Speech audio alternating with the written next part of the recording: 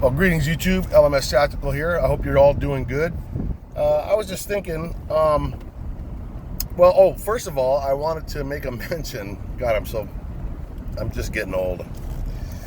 I forget things. Somebody reminded me in the comments regarding my last video that I did yesterday about the Los Angeles riots, my experience. If you haven't seen it, it's the one before this. But they were asking, they mentioned that I had referred to a pet store down in South Central, and then I got so busy talking about everything else, I forgot to mention why I mentioned it. And it was kind of an integral part of the devastation that was going on and just one of the bad experiences. And what it was basically at the intersection there where I talked about shots being fired and the Viva Market burning and blowing up with a fireman on the roof and blah, blah, blah. Me handing my back up to a firefighter, all of that shit. When that was happening, we were in like a strip mall, they call them here in the U.S. It's a bunch of little stores that are all kind of connected together. And it's in a bad neighborhood, so they all had bars, things that you, in South Africa, you guys have them in your houses, everywhere. But this, all the houses where I'm at, they don't have those bars. It depends on where you live here in the U.S., but I digress. So there was a set of stores. One of them was a pet store, and it was connected to a pawn shop. You can probably already see where this is headed. And sure enough, the looters ignited the pawn shop. And what do they keep in pawn shops? They keep firearms, they keep ammunition, and in many cases, gunpowder. Once that shit started going off, rounds were popping, and the fire just was raging. And it spread to the pet store. Now here we were, about 12 cops, and we wanted to run in and rescue these animals. Fuck, I hate even thinking about it. But there was nothing we could do. We couldn't get the bars off the windows, and the fire spread so quick, there was nothing you could do. But we heard all the animals screaming and crying, and it's hard to even think about it. And it was just terrible until they finally quieted down because they were all overcome by the flames. But that was the addendum to that.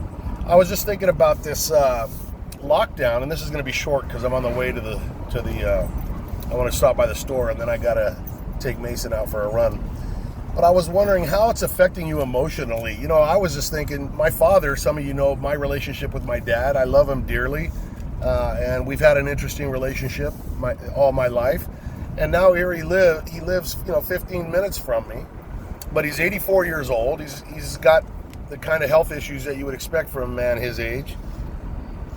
And I can't go see him. And at his age, every day could be his last.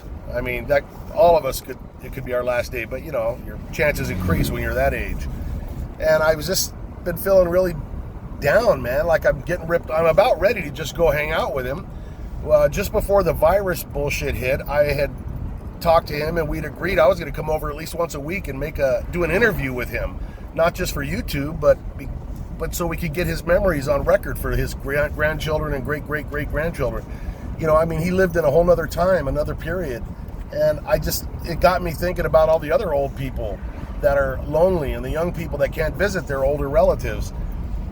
Are you guys dealing with any of that? Of course you're dealing with it, but how's it affecting you? I'm starting to feel like I ought to just say, fuck it, man, and just head over to my dad's. Because I'm not buying all this bullshit anyways in terms of this. But I'd hate to gamble with my father's life, That's the quandary I'm in. So, I don't know. What do you guys think, man? Am I overreacting, underreacting? What's going on? I want to hear your thoughts. In the meantime, I hope you guys are doing good. South Africans, I always say I'm going to do South African content. Some of you know I've been dealing with some shit, and it's kind of got me a little off of the South African thing, just as I rebuild my mood and get my shit together. I'm not going to forget you. I ain't going to forsake you. I'm going to keep pushing your agenda. Please believe that. Who knows, man? Maybe I'll even do a video within the next 2 days about that. Don't give up on me. I'm not giving up on you, but just remember, I'm a one-man band. I'm doing this stuff. It's hard to get the time to do it unless you're rolling around like this, which isn't too safe, as far as multitasking. But say hi to Mason. He's waiting around there. He's all excited to go somewhere.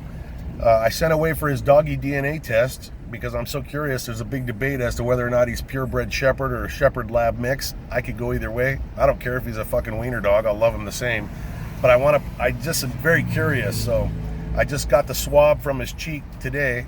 I'll send it out tomorrow, and we should have the results in a couple of weeks. So place your bets. All right, you guys. I hope you're doing good. In the meantime, stay safe. LMS Tactical, I'm out.